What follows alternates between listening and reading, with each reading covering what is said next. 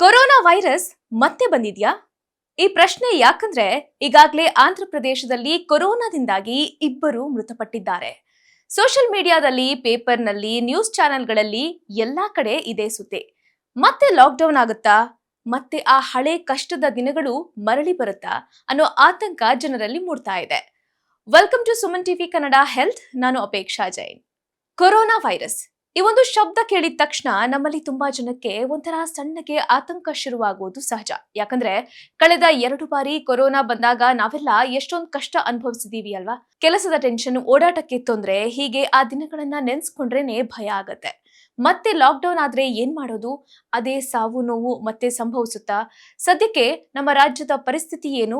ಎಲ್ಲವನ್ನೂ ಇವತ್ತಿನ ವಿಡಿಯೋದಲ್ಲಿ ತಿಳ್ಕೊಳ್ಳೋಣ. ಸೊ ಕೊನೆವರೆಗೂ ನೋಡಿ. ಮಳೆಗಾಲ ಸ್ಟಾರ್ಟ್ ಆಗ್ತಿದ್ದ ಹಾಗೆ ನಮ್ಮ ಕರ್ನಾಟಕದಲ್ಲಿ ಮತ್ತೆ ಕೊರೋನಾ ಆತಂಕ ಸ್ವಲ್ಪ ಜೋರಾಗಿಯೇ ಕೇಳಿ ಬರ್ತಿದೆ. ಇನ್ನೊಂದು ಮುಖ್ಯವಾದ ವಿಷಯ ಏನು ಅಂದ್ರೆ, ನಮ್ಮ ನೆರೆಯ ರಾಜ್ಯ ಆಂಧ್ರ ಪ್ರದೇಶದಲ್ಲಿ ಕೊರೋನಾ ಕೇಸ್ಗಳು ಸ್ವಲ್ಪ ಜಾಸ್ತಿ ಆಗ್ತಾ ಇವೆ. ಅಲ್ಲಿ ಈಗಾಗಲೇ ಇಬ್ಬರು ಸೋಂಕಿಗೆ ಬಲಿಯಾಗಿದ್ದಾರೆ ಅನ್ನೋ ಸುದ್ದಿ ಬೇರೆ ಬಂದಿದೆ. ಇತ್ತ ಕರ್ನಾಟಕದ ವಿಷಯಕ್ಕೆ ಬಂದ್ರೆ, ಆಂಧ್ರ ಪ್ರದೇಶದ ವರದಿ ಬಂದಿದ್ದೇ ತಡ ನಮ್ಮ ಗಡಿ ಜಿಲ್ಲೆಗಳಲ್ಲಿ ಹೈ ಅಲರ್ಟ್ ಘೋಷಣೆ ಮಾಡಿದ್ದಾರೆ. ಉದಾಹರಣೆಗೆ, ಆಂಧ್ರ ಪ್ರದೇಶಕ್ಕೆ ಹೊಂದಿಕೊಂಡಿರುವಂತಹ ತುಮಕೂರು ಜಿಲ್ಲೆಯ ಪಾವಗಡದಲ್ಲಿ ಬಾರ್ಡರ್ ಚೆಕ್ ಪೋಸ್ಟ್ ಗಳನ್ನ ನಿರ್ಮಿಸಲಾಗಿದೆ. ಇದರಿಂದ ಸಹಜವಾಗಿ ಜನರಲ್ಲೂ ಸ್ವಲ್ಪ ಆತಂಕ ಶುರುವಾಗಿದೆ. ಕಳೆದ ತಿಂಗಳು ನಮ್ಮ ರಾಜ್ಯದಲ್ಲಿ ಕೇವಲ 14 ಕೋವಿಡ್ ಕೇಸ್ಗಳಿದ್ವು. ಆದ್ರೆ ಈ ತಿಂಗಳು ಮಳೆಗಾಲ ಶುರುವಾಗ್ತಿದ್ದ ಹಾಗೆ ಇದ್ದಕ್ಕಿದ್ದಂತೆ ಪ್ರಕರಣಗಳ ಸಂಖ್ಯೆ 32ಕ್ಕೆ ಏರಿಕೆಯಾಗಿದೆ. ಆರೋಗ್ಯ ಇಲಾಖೆಯವರು ಕೊರೋನಾ ಲಕ್ಷಣಗಳಿದ್ದ ಸುಮಾರು 193 ಜನರನ್ನ ಟೆಸ್ಟ್ ಮಾಡಿದಾಗ ಅದರಲ್ಲಿ 32 ಜನರಿಗೆ ಪಾಸಿಟಿವ್ ಬಂದಿದೆ. ಅದರಲ್ಲೂ ಬೆಂಗಳೂರಿನಲ್ಲೇ ಹೆಚ್ಚಿನ ಕೇಸ್ಗಳು ವರದಿಯಾಗ್ತಿವೆ.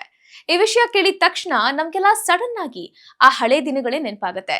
ನಿರಂತರ 2 ವರ್ಷ ಕೊರೋನಾ ನೋಡಿದೀವಿ, ತುಂಬಾನೇ ಅನುಭವಿಸಿದೀವಿ. ಬಿಸ್ನೆಸ್ ಲಾಸ್ ಆಯ್ತು, ಕೆಲಸ ಹೋಯ್ತು, ಊರಿಗೆ ಹೋಗಿ ಕೃಷಿ ಕಡೆ ಮುಖ ಮಾಡೋ ಪರಿಸ್ಥಿತಿ ಅದೆಷ್ಟೋ ಜನಕ್ಕೆ ಬಂದಿದೆ. ಸೊ ಈ ವೈರಸ್ ನಮಗೆ ಜಾಗತಿಕ ಮಟ್ಟದಲ್ಲೇ ದೊಡ್ಡ ಹೊಡೆತ ಕೊಟ್ಟಿರೋದ್ರಿಂದ ಈಗ ಮತ್ತೆ ಕೊರೋನಾ ಅನ್ನೋ ಹೆಸರು ಕೇಳಿದ ತಕ್ಷಣ ಆತಂಕ ಆಗೋದು ತುಂಬಾನೇ ಸಹಜ. ಆದ್ರೆ ವೇಟ್, ಇಲ್ಲಿ ನಾವು ಗಾಬರಿಯಾಗುವಂತಹ ಅವಶ್ಯಕತೆ ಇಲ್ಲ. ಯಾಕಂದ್ರೆ ಆಂಧ್ರ ಪ್ರದೇಶದಲ್ಲಿ ಸಂಭವಿಸಿರುವ ಸಾವುಗಳು ಸದ್ಯಕ್ಕೆ ಕೇವಲ ಶಂಕಿತ ಪ್ರಕರಣಗಳಷ್ಟೇ. ಇದರ ಬಗ್ಗೆ ಇನ್ನೂ ಕೂಡ ಯಾವುದೇ ಸ್ಪಷ್ಟ ಮಾಹಿತಿ ನಮಗೆ ಸಿಕ್ಕಿಲ್ಲ. ಅಲ್ಲಿನ ಸರ್ಕಾರದ ಜೊತೆ ನಮ್ಮ ರಾಜ್ಯ ಸರ್ಕಾರ ಸಂಪರ್ಕದಲ್ಲಿದ್ದು ಮಾಹಿತಿಯನ್ನ ಪಡೆದುಕೊಳ್ತಿದೆ. ಇನ್ನು ಕರ್ನಾಟಕದಲ್ಲಿ ಪತ್ತೆಯಾಗಿರುವ ಪ್ರಕರಣಗಳು ಅಷ್ಟೊಂದು ಗಂಭೀರ ಸ್ವರೂಪದಲ್ಲ. ಅಲ್ಲದೆ ಕೋವಿಡ್ ಟೆಸ್ಟ್ ಮಾಡಿದಾಗ ಕೋವಿಡ್ನ ಯಾವುದೇ ಲಕ್ಷಣಗಳು ಇಲ್ಲದೇ ಇದ್ರೂ ಕೂಡ ರಿಪೋರ್ಟ್ ಪಾಸಿಟಿವ್ ಬಂದಿದೆ. ಹಾಗಾಗಿ ಸಾರ್ವಜನಿಕರು ಯಾರೂ ಕೂಡ ಅನಗತ್ಯವಾಗಿ ಆತಂಕ ಪಡುವಂತಹ ಅಗತ್ಯವಿಲ್ಲ ಅಂತ ಆರೋಗ್ಯ ಇಲಾಖೆಯೇ ಭರವಸೆ ನೀಡಿದೆ. ಆದ್ರೂ ಕೂಡ ಮುಂಜಾಗ್ರತೆಯೇ ಎಲ್ಲಕ್ಕಿಂತ ಬೆಸ್ಟ್ ಅಲ್ವಾ? ಮಳೆಗಾಲ ಶುರುವಾಗಿರೋದ್ರಿಂದ ನಾರ್ಮಲ್ ಜ್ವರ, ನೆಗಡಿ ಕೂಡ ಹೆಚ್ಚಾಗಿರುತ್ತೆ. ಹಾಗಾಗಿ ನಾವು ಸ್ವಯಂ ಪ್ರೇರಿತರಾಗಿಯೇ ಕೆಲವೊಂದು ಸಿಂಪಲ್ ಅಭ್ಯಾಸಗಳನ್ನ ಮಾಡ್ಕೊಳ್ಳೋದು ಉತ್ತಮ. ಹೀಗಾಗಿ ನಿಮಗೆ ಅಥವಾ ನಿಮ್ಮ ಅಕ್ಕಪಕ್ಕದವರಿಗೆ ನೆಗಡಿ, ಜ್ವರ, ಕೆಮ್ಮು ಅಥವಾ ಉಸಿರಾಟದ ತೊಂದರೆ ಇದ್ರೆ ಸುಮ್ಮನೆ ಇರಬೇಡಿ. ತಕ್ಷಣ ಡಾಕ್ಟರ್ ಹತ್ರ ಹೋಗಿ ಚೆಕ್ ಮಾಡಿಸಿಕೊಳ್ಳಿ ಅಥವಾ ಅವರನ್ನ ಕರ್ಕೊಂಡು ಹೋಗಿ. ಜನದಟ್ಟಣೆ ಇರುವಂತಹ ಜಾಗಗಳಿಗೆ ಅಂದ್ರೆ ಬಸ್ ಸ್ಟ್ಯಾಂಡ್, ಮೆಟ್ರೋ ಅಥವಾ ಮಾರ್ಕೆಟ್ಗೆ ಹೋದಾಗ ದಯವಿಟ್ಟು ಮಾಸ್ಕ್ ಅನ್ನ ಧರಿಸೋದನ್ನ ಮರಿಬೇಡಿ.